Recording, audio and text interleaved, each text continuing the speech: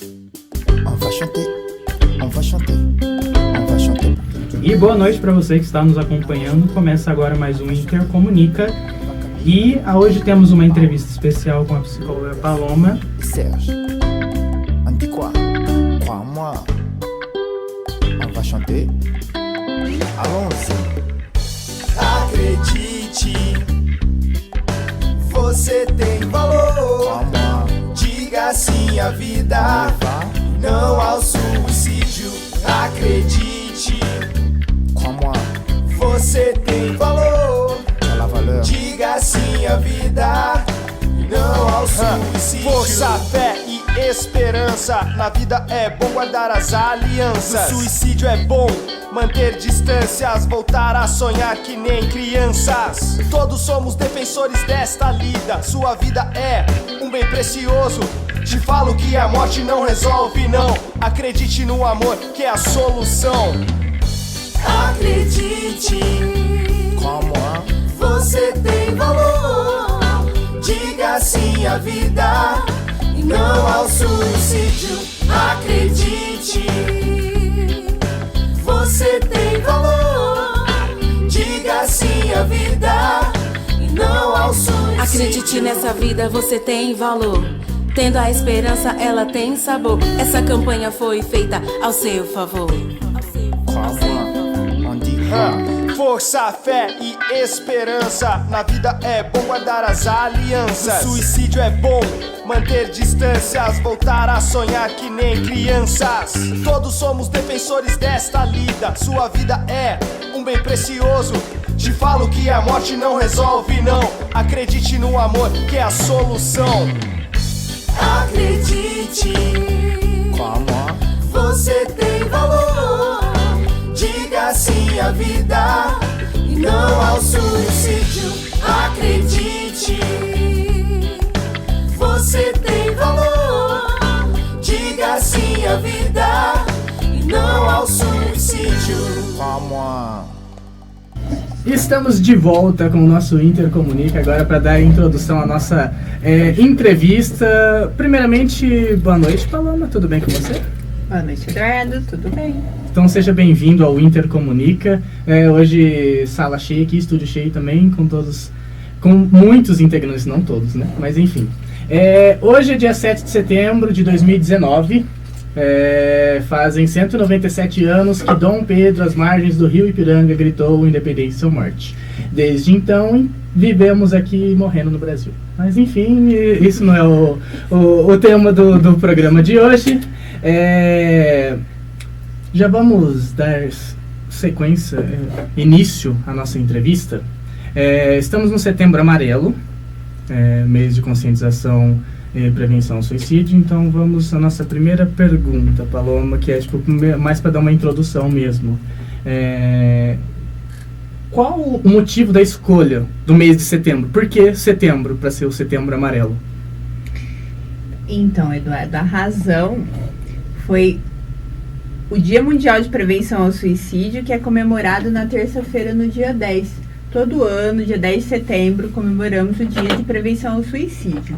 Agora, já a campanha Setembro Amarelo, ela foi criada em 2015 pelo CVV, que é o Centro de Valorização da Vida, em parceria com o Conselho de Medicina e com o Conselho de Psiquiatria, né, para que se divulgasse sobre a prevenção do suicídio e se falasse a respeito. Entendi, porque pelo próprio CVV a gente vê, né, que é importante falar, né, a respeito. Exatamente. E tem alguma simbologia para a escolha, da cor amarela, no quesito da psicologia das cores? Já falando, tem algum motivo para escolher, o amarelo? Ou é só porque é uma cor bonitinha, enfim? É bonitinha também. A cor amarela representa a vida, representa a luz, representa o sol, né? Uhum. Dentro do trânsito, o amarelo significa o quê no semáforo? Atenção. Pare, Uhum. atenção. Uhum. Então, assim, atenção para o tema que está sendo discutido, né? Um olhar para a campanha, né? E essa seria a proposta. Entendi. Então foi esse o motivo da escolha da cor. E agora, até que ponto que não é hipocrisia a preocupação neste mês de setembro, sendo que em muitos casos o assunto é deixado de lado nos outros meses? Então, aí que está uma grande questão, né? Eu tenho lido bastante a respeito, principalmente nas redes sociais, dessa movimentação dessas falas. Porém, o que acontece? Todo mês é um mês temático. A gente já começa o ano com o Janeiro Branco, né? Que também é uma campanha pela saúde mental que não tem tanta visibilidade. Porém, o que a gente lembra em mês temático? Outubro Rosa e Novembro Azul, né? Alguém pergunta se é hipocrisia falar sobre câncer em outubro? Não. Não. Então, por que seria hipocrisia falar sobre saúde mental? Porque é um assunto tabu, é um assunto pouco discutido. Dentro do senso comum, o que a gente ouve? Ah, a gente não pode falar sobre suicídio porque atrai, porque senão outra pessoa pode cometer, entendeu? Então, assim, fica um assunto muito escondido, que as pessoas não gostam de falar, não sabem como falar. E eu costumo sempre dizer que não tem assunto proibido. Existe, sim, assunto mal conversado, mal interpretado, né? Então, assim, por isso a importância da campanha, não só do Setembro Amarelo, porém de todos os meses temáticos, para essa conscientização, para essa informação. Então, assim, todos os olhares se voltam de uma maneira mais intensa ao setembro, porém, temos que falar durante o ano todo. Exatamente. Tanto que depois até, você já até deve ter acompanhado o roteiro, tem um textinho que acabou circulando nas redes sociais. Sim. Depois a gente comenta um pouquinho mais a respeito disso. Agora, dando sequência, na nossa entrevista, hoje, 32 brasileiros se suicidam diariamente. No mundo, ocorre uma morte a cada 40 segundos. Aproximadamente 1 milhão de pessoas se matam a cada ano. Sabe-se que os números são muito maiores, pois a subnotificação é reconhecida. Além disso, os especialistas estimam que o total de tentativas supere o de suicídios, em pelo menos 10 vezes. Mas como que a gente busca, se muitas vezes a pessoa sequer sabe que pode receber apoio, e o que ela sente naquele momento é mais comum do que se divulga? Então, o suicídio é uma dor insuportável, pensar a respeito, né? É a última consequência, quando eu não vejo mais saída. Então, o que acontece? Primeiramente, o ideal seria a pessoa buscar ajuda em quem ela confia. E é engraçado que nas redes sociais a gente costuma ver muitas postagens a respeito dizendo: estou aberto para desabafos. Sim. Será que está mesmo? Então, assim, aí que está o problema, que veio aquela fala que você disse sobre a hipocrisia. Entendeu? Assim, muitas pessoas aderem a modismos.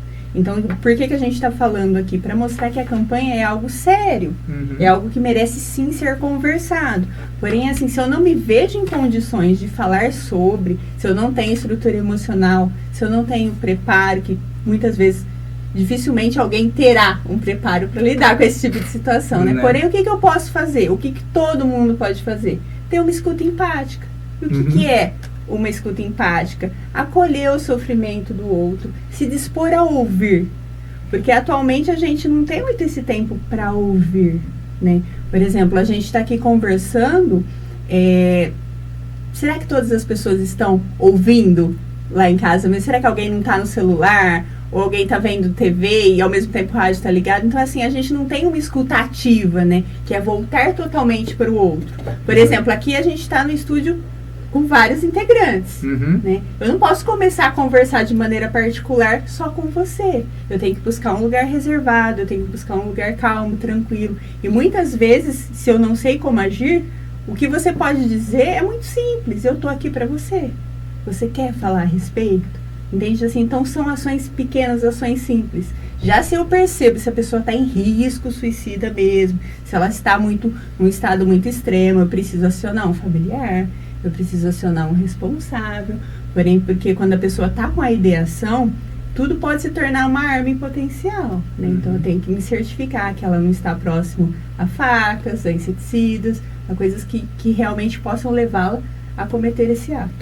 Inclusive, eu acabei lembrando agora, você comentando disso, de modismo e tudo mais, rede social. O próprio Facebook tem um mecanismo também, né? Também. Que se a gente vê que a pessoa está publicando muitas coisas que a gente acha que é ideias suicidas, a gente tem uma opção no Facebook que você notifica, tipo lá, notificar que é spam, só que não, notificar que é uma coisa suicida, que aí o próprio Facebook vai entrar em contato para procurar um especialista, né? Então, já que, sei lá, a gente tá nesse meio de redes sociais, essas coisas, acho que vale a pena divulgar isso também, já que a gente, porque às vezes a gente não vai saber lidar, mas pelo menos saber as formas como usar, né? Exatamente. Dando sequência, então, às nossas perguntas aqui, como é possível, a gente já acabou meio que falando, mas assim, como que é possível ajudar um amigo, familiar também, se não sabemos identificar os sinais? Como que a gente identifica os sinais, sabe, pra gente poder fazer a abordagem? Eu acho que é bem complicado, né? Uhum. Tem várias... Porque, que nem, às vezes, dentro de casa, os pais não percebem, tipo... sei lá, fica muito assim, às vezes na rede social, sei lá, por ser, que a gente ficava falando de modismo, por ser um modismo, você nunca sabe se a pessoa realmente está passando por aquilo, ou se ela está, tipo, compartilhando só um post do Facebook. Exatamente. A gente usa muito como termômetro as postagens das pessoas, mas de fato a gente não sabe se aquilo é real. Exato. Né? Isso é uma problemática. Por isso a importância do chamar para conversar em particular. Uhum. Né? Para ver se realmente está acontecendo alguma coisa, se você precisa de um apoio. Porque assim, geralmente a gente escuta muito que é frescura, que é mimimi, que é falta de Deus. Entre outras coisas, de maneira depreciativa, a pessoa já está mal, né? Assim, quando ela pede ajuda, muitas vezes ela não sabe como buscar. Então, como eu vou buscar atenção de uma maneira negativa? Fazendo esse tipo de postagem. Então, eu tô aqui, eu tô sofrendo. Alguém pode ver? E a gente tá tão mecanizado que muitas vezes a gente dá like sem ver o que a pessoa escreveu. Sim. Entendeu? Então, ou quem vê faz uma crítica, como eu já vi postagens de pessoas colocando: então por que não faz? Quem fala não faz. Faz, gente, faz. Entendeu? Pode tentar uma, pode tentar duas, pode tentar três. Então, assim, a gente não tem que desafiar. A gente tem que acolher quem está sofrendo. Entendeu? Então, assim, muitas vezes é um pedido de ajuda. Acho que a gente não pode levar pela consideração se vai fazendo. A gente tem que tentar ajudar, independente se ela está falando. Tipo... E o pensamento ninguém quer acabar com a própria vida. Eu quero acabar com o meu sofrimento, eu quero acabar com a minha dor. Eu quero que alguém me compreenda sem me julgar.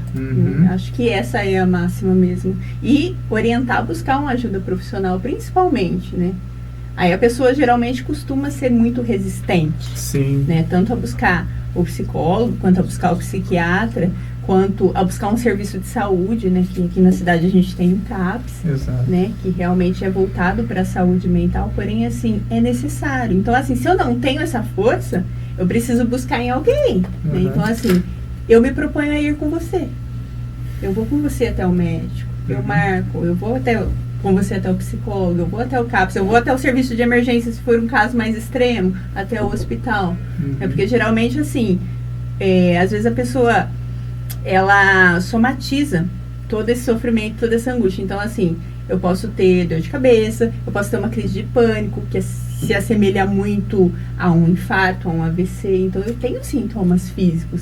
Em muitos casos, o que acontece? Nem o profissional de saúde está preparado para receber.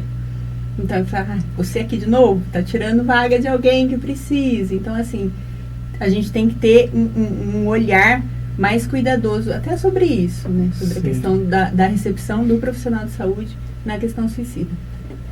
Querendo ou não, muita gente ainda, por mais que trabalhe com isso, uma coisa, tem quesito de preconceito, né? Sim. Que é complicado. A própria pessoa fala, pra que eu vou procurar se, tipo, eu não tô louco, tipo, acha que é isso coisa de louco, né? Sim. Exatamente. É coisa muito delicada, né? Que primeiro a gente precisa começar a conversar a respeito disso pra gente desenraizar esses preconceitos, né? Porque psicólogo não é só pra louco, né? Tipo, e aí vai a reflexão de, tipo, o que é ser louco também, né? É verdade. A respeito do Setembro Amarelo, acho que antes da gente voltar nessa pergunta aqui do nosso roteiro, eu queria... A gente acabou comentando de preconceito no bloco passado, uma coisa assim. Porque, querendo ou não, ainda tem um preconceito, acho que todas as doenças mentais, né, não só depressão, tem todo aquele quesito de falar que a pessoa é louca, enfim, ou romantizar, como a gente está falando, romantizar em alguns casos, tipo, a Gi comentou aqui, a gente estava comentando, antigamente tipo, a pessoa morria de amor, tipo, no sentido literal, e não necessariamente, tipo, parar de romantizar isso. Tem algum motivo, algum motivo não. Por que que as doenças mentais não eram tratadas como doenças? E a partir de que ponto, assim, que tipo, a gente está começando a ver que realmente a doença precisa dar atenção? Então, é interessante que ao longo da história, se a gente for parar para observar, por exemplo, o que eram os manicômios antigamente? Eram lugares para esconder aquilo que não era aceitável pela sociedade. Então, as prostitutas iam para o manicômio, os doentes mentais iam para o manicômio, os tuberculosos iam para o manicômio, se engravidasse antes ia para o manicômio, entendeu? Então, assim, tudo de ruim foi associado à questão da saúde mental. Então, assim, desde então se estigmatizou, né? E mesmo onde a gente está hoje, olha, a gente está no século XXI e a gente escuta falas que não cabem no contexto atual que a gente vive. Né? Os índices estão só aumentando, tanto de suicídio quanto de depressão. Né? Há 4 anos atrás, a gente já comentava, em 2020, a depressão vai ser a maior causa de afastamento. Gente, a gente já está quase em 2020. Exatamente. E aí, o que foi feito? Sabe, Nada. assim? Então, assim, as escolas, falta educação emocional dentro da escola, falta psicólogo na escola, sim.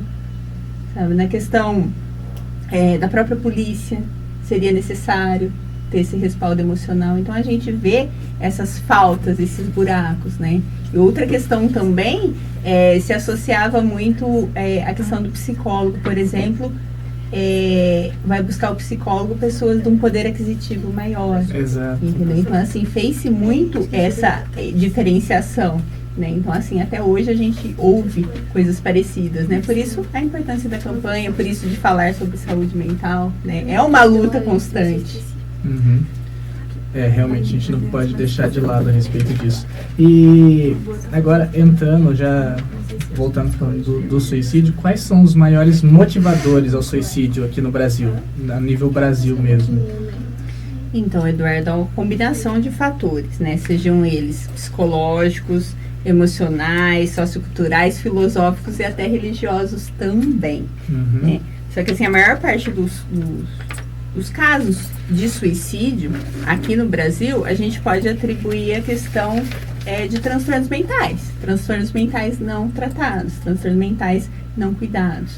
Então, assim, a depressão é a maior entre todas elas, né? Então, assim, muitos casos são de depressão, de transtorno bipolar, mas também há outros fatores, né, que são em número muito mais reduzido, porém, assim, relevante a gente está falando aqui também, que é a questão do desemprego, questão de luto mal resolvido, questão de falência. Então, assim, aí a gente atribui a fatos impulsivos mesmo, né, a pessoa não está sabendo lidar com isso, já a questão do transtorno.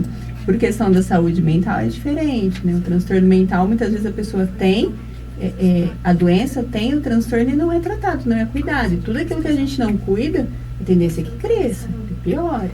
Então, assim, não sabendo por agir, como agir, a pessoa vai e comete o suicídio. Acho que por isso a importância, novamente, a gente falando de sempre estar procurando um especialista, né? Ou psicólogo, uma coisa. Exatamente. Qual seria, digamos assim, tipo, o ideal para uma pessoa que tem essa rotina, corrida, passa por... Todo mundo acaba passando pelos seus problemas, sei lá, qual seria por conta própria, o momento ideal, assim, dela procurar, ou uma frequência dela procurar um profissional, um psicólogo, sabe? Então, é interessante a gente colocar aqui que nós somos seres subjetivos, né? Então, cada um tem a sua especificidade, tem o seu histórico de vida, tem o seu contexto. Porém, a gente muitas vezes se negligencia muito, né? Principalmente aquelas pessoas que guardam muito aquilo que elas sentem, né? Que representam ser uma outra pessoa, que tem medo de se expor. Então, assim, tudo aquilo que causa sofrimento para mim, que eu não sei como lidar, seria fator para estar buscando uma ajuda psicológica, entendeu? Eu acredito que mais nisso, né? Também há pessoas que não têm, assim, uma questão definida. Há muitas pessoas que buscam o psicólogo para autoconhecimento. Sim. Então, assim, eu quero me conhecer, eu quero me ouvir, eu quero falar sobre aquilo que eu estou sentindo e eu não encontro com quem, né? Porque é por isso que a gente faz muita confusão da escuta terapêutica com a escuta dos amigos, né? Assim, os amigos, eles têm as impressões pessoais porque eles convivem com você. né? Então, muitas vezes, o posicionamento dele vai ser baseado por fatores emocionais que vocês vivem. Então, assim, o psicólogo, ele é isento desse tipo de emoções, né? Porque até vocês não têm um vínculo fora. Porque você acabou comentando dos amigos, eu já até ouvi em muitos casos, tipo, a pessoa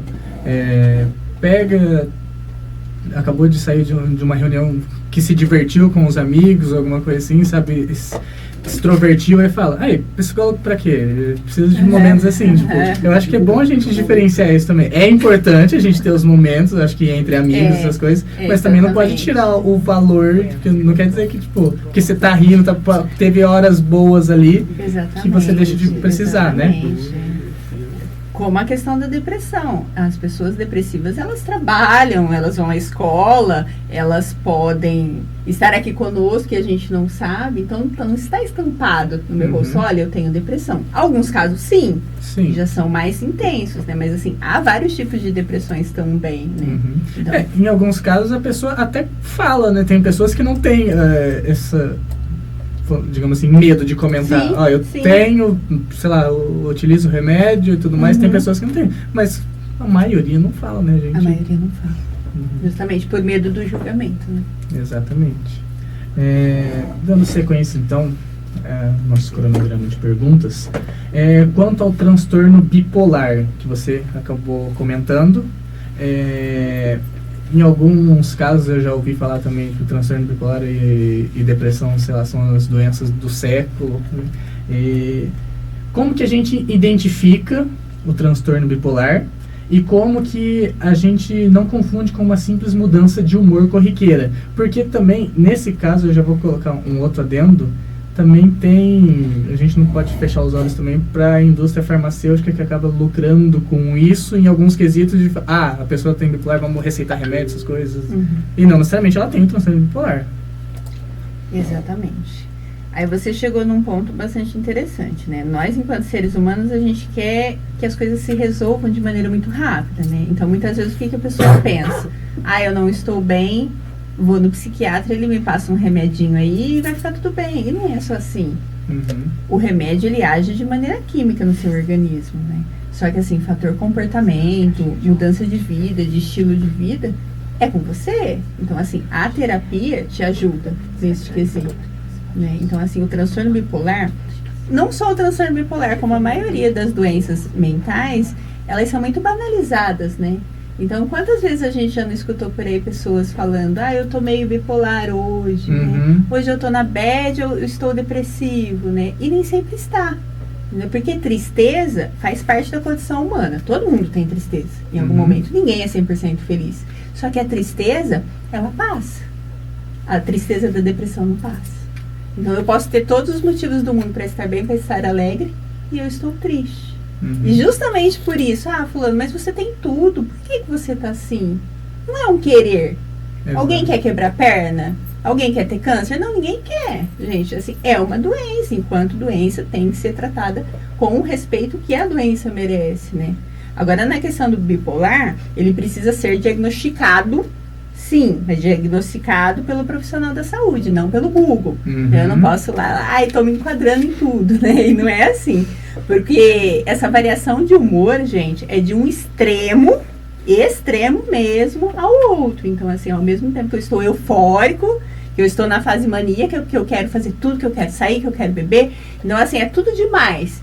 Eu vou para a fase depressiva, que eu não quero fazer mais nada disso. Eu quero tirar minha vida. Então, assim, são extremos. E o transtorno bipolar, ele não tem cura. Porém, ele tem tratamento. Então, assim, se ele tem tratamento, se eu aceito a minha condição e se eu tenho esse cuidado comigo, eu vivo tranquilamente. Né? Assim, as crises, elas vêm porque o que acontece, né? A pessoa, às vezes, ela fez tratamento, ela tá bem. Eu sarei, vou parar de tomar o remédio. Aí volta tudo. Sabe? E a questão do psicólogo também. Geralmente a pessoa vai buscar por uma angústia muito grande, né? Passou a angústia, tá tudo bem, tá tudo tranquilo, não precisa ir mais. Aí pode acontecer uma recaída. Exatamente. Eu acho que falando nesse quesito de remédio também e mesclando com o imediatismo, tipo, a gente tem aqueles dois tipos de pessoas, né? Aquelas pessoas que, tipo, querem um remédio pra tomar e sarar, né? E tem aquelas pessoas que não querem tomar. Uhum. E de qualquer jeito, acho que o extremo das duas é ruim, né? Uma por não querer tomar o remédio de jeito nenhum, falar, eu tô bem, não preciso de remédio só é o último caso, e olha lá. Mas também é ruim aquela pessoa que acha que, tipo, vou tomar remédio, melhorei, beleza, não preciso mais tomar. Tipo, não necessariamente, você tem que ter aquele controle, aquele acompanhamento, né? Não é porque você não tá sentindo mais nada que você pode parar de tomar o remédio. Exatamente. Tanto para começar quanto para parar. Uhum. A gente precisa do acompanhamento médico, né? Então eu jamais posso parar por conta e começar a tomar porque, meu amigo vai lá e empresta um aí para mim, né? E até a própria questão da medicação também, tudo, eu vou tomar meu Rivotril, assim, no sentido de graça mesmo, sabe? Assim, de menosprezar. E não é assim, né? Até o Rivotril, ele tem a função Exatamente, né? E é muito zoado, digamos assim, né? Todo mundo fala com, assim, desprezo entre aspas, né? Vou zoar. Você tá precisando tomar o seu Rivotril, né? Sim, exatamente. E acaba... Enfim. A gente comentou no começo do programa do CVV, que querendo ou não, foi quem, tipo... deu iniciativa ao Setembro Amarelo, né? Junto, lógico, com todos os outros órgãos.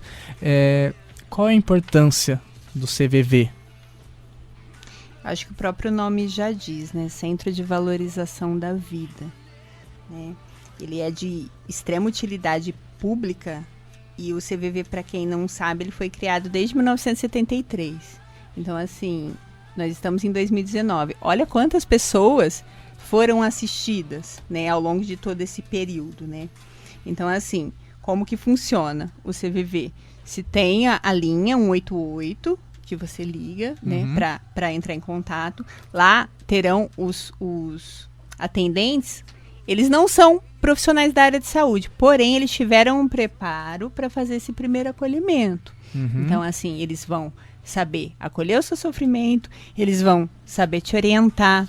Eles também têm a questão do sigilo, assim como o psicólogo tem. Então, assim, eu vou fazer aquele acolhimento emergencial. Porque, como foi colocado aqui nos bastidores, há pessoas que não conseguem sair de casa. Há pessoas que não têm outras pessoas, não têm uma rede de apoio, né? Então, assim, eu preciso ter essa força para buscar por mim mesmo, né? Então, o CVV é uma ferramenta muito importante, né? Também tem o site, né? Que é o www.cvv.org.br. Lá tem chat, tem e-mail. Então, assim, a gente precisa saber utilizar as ferramentas que nós temos a nosso favor. Exatamente. Né? Aproveitar, né? Já que existe, você não quer conversar com uma pessoa pessoalmente, né? Exatamente. Utilizar esses meios. Eu vou falar de algumas coisas que foram compartilhadas nas redes sociais, que eu havia comentado, que eu acabei falando até, inclusive, da hipocrisia, que é um textinho que foi divulgado. Vamos lá. Em janeiro, João tinha toque e foi chamado de bobo. Em fevereiro, Paula era bipolar e a chamaram de doida. Em março, Júlia tinha crises de ansiedade e diziam para ela se focar no presente. Em abril, Leandra tinha anorexia e ouvia as pessoas rindo e falando dela. Em maio, Maria teve síndrome do pânico e disseram que era frescura. Em junho, Paulo teve depressão e foi chamado de fraco. Em julho, Lucas descobriu a esquizofrenia e disseram que era invenção da cabeça dele. Em agosto, Daniel teve transtorno da personalidade borderline e falavam que ele queria chamar atenção. Em setembro, tudo ficou amarelo. As pessoas... Me perdi no texto. As pessoas começaram a entender todos os problemas e nos estenderam a mão. Nos medicaram e postaram textos em suas redes sociais para nos apoiar. Porém, em outubro, continuaram a nos chamar de loucos, fracos e diziam que nos faltava fé. Sua vida é tão boa, como pode reclamar? Eles diziam. Em novembro, Paulo se matou. Nossa, mas era tão jovem. Era uma boa pessoa. Porém, Tudo o que Pedro queria era que todos os meses fossem amarelos também, que os julgamentos acabassem e que as pessoas realmente entendessem que os problemas psicológicos não são escolha nossa e que nós precisamos de ajuda não só em setembro, mas em todos os meses.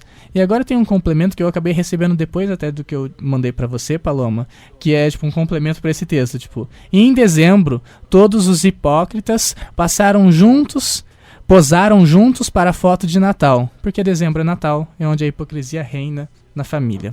É um final um pouco mais pesado, digamos assim, mas aí eu acho que a mensagem é a seguinte, né?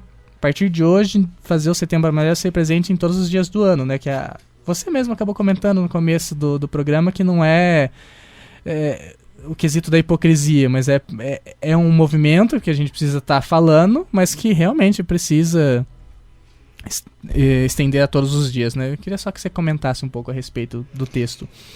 Exatamente, depressão não existe só em setembro, né? Saúde mental a gente não só cuida em setembro. Quando eu recebi esse textinho que você colocou, eu fiz o meu contratexto também, sim, tá? Então eu vou ler também, lógico, tá? Pode ler. Não desista, não desista, não desista. Sei que o Setembro Amarelo serve como mês de prevenção ao suicídio e que tem uma montanha de mensagens como essa, mas a minha mensagem é para você, que está lendo isso, que está ouvindo, e é para todos os dias. Um mês é só um mês, é uma cor, um lembrete, mas você precisa de incentivo diariamente. Eu sei, porque eu também preciso de incentivo todos os dias. Eu preciso ser lembrada do porquê vale a pena permanecer aqui. E esta é a minha motivação de vida. Através da minha página, através das ondas do rádio, através das palestras que realizo, através da minha profissão. Abraço a campanha justamente por acreditar na vida, na importância da prevenção e conscientização. E este trabalho é realizado o ano todo, todos os dias. Talvez os olhares se voltem para este mês por conta da campanha, mas cabe a nós levantar essa bandeira o ano todo, cuidando da nossa saúde mental e sendo luz a quem muitas vezes está na escuridão. Cores fazem parte do nosso dia a dia. Elas transmitem mensagens importantes. 10 de setembro é o Dia Mundial de Prevenção do Suicídio e nós, do Centro de Valorização da Vida, o CVV, com a cor amarela, queremos chamar a sua atenção para esse assunto. Participe você também do Setembro Amarelo. Acesse setembroamarelo.org.br. Afinal, falar é a melhor solução.